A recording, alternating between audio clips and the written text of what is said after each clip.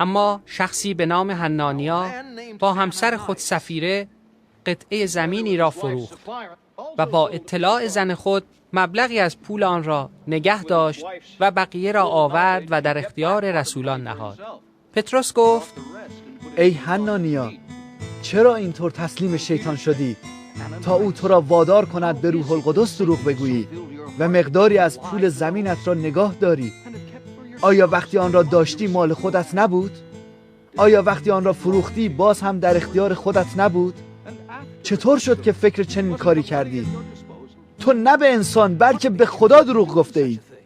همین که حنانیا این سخنان را شنید، به زمین افتاد و جان سپرد و همه آنانی که این را شنیدند بسیار ترسیدند. آنگاه جوانان آمدند و او را کفن کرده به خاک سپردند. پس از 3 ساعت همسرش بدون اینکه از جریان آگاه باشد وارد شد. پتروس از او پرسید: بگو ببینم، آیا زمین را به همین مبلغ فروختید؟ زن گفت: آری، به همین مبلغ. پتروس به او گفت: چرا هر دو هم دست شدید که روح خداوند را بیازمایید؟ کسانی که شوهرت را دفن کردند همکنون در آستانه در هستند و تو را هم خواهند برد. در همان لحظه او پیش پاهای پتروس افتاد و جان داد. جوانان که وارد شدند او را مرده یافتند و جسدش را بردند و پیش شوهرش دفن کردند. بر همه کلیسا و کسانی که این را شنیدند ترس عظیمی مستولی شد. رسولان آیات و معجزات بیشماری در میان قوم انجام می‌دادند و با وحدت نظر در ایوان سلیمان جمع می‌شدند. هیچ کس خارج از جمع خودشان جرأت نمی‌کرد با آنان همنشین شود، اما مردم عموماً از ایشان تعریف می‌کردند. ولی بیش از پیش مردان و زنان بسیاری به خداوند ایمان آوردند و به ایشان پیوستند.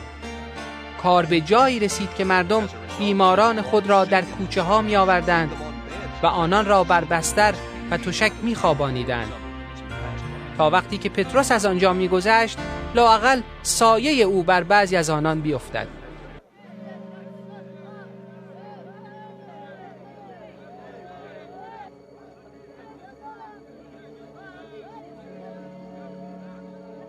عده زیادی از شهرهای اطراف اورشلیم آمدند و بیماران و کسانی را که گرفتار ارواح ناپاک بودند آورده و همه شفا یافتند. در این هنگام کاهن اعظم و دستیاران او یعنی فرقه صدوقی از روی حسد اقداماتی به عمل آوردند. آنها رسولان را گرفتند و به زندان عمومی انداختند.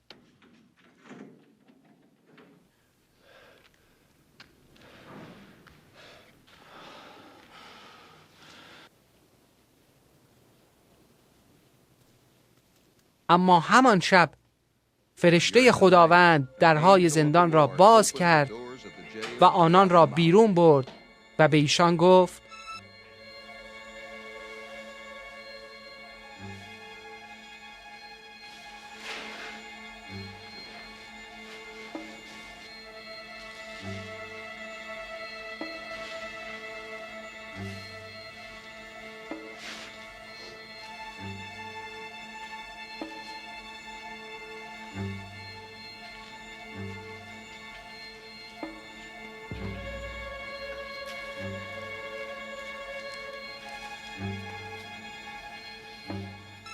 بروید و در معبد بایستید و در مورد این حیات تازه با همه صحبت کنید.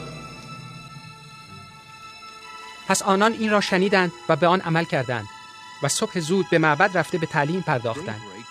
کاهن اعظم و دستیاران او اعضای شورا و مشایخ اسرائیل را فراخوانده جلسه‌ای تشکیل دادند و کسانی را فرستادند تا رسولان را از زندان بیاورند.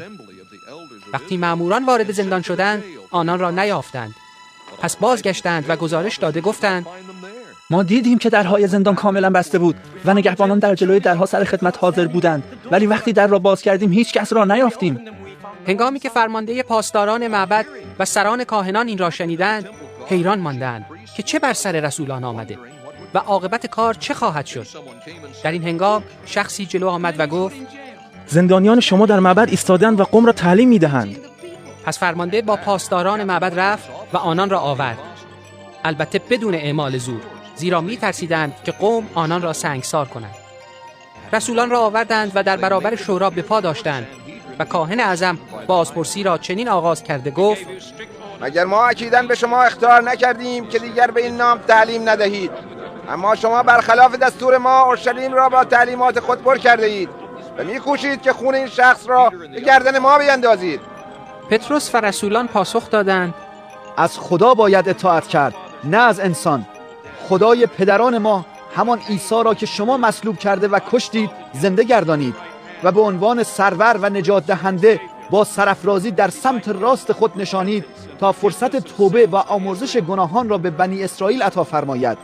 و ما شاهدان این امور هستیم، یعنی ما و روح القدس که خدا به مطیعان خود بخشیده است.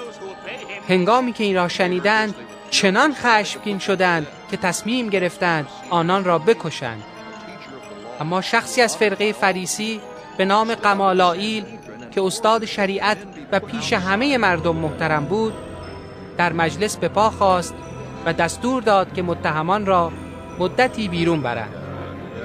سپس به حاضران گفت: ای اسرائیلیان، مواظب باشید که با اینها چه میکنید. What you intend to do to these men.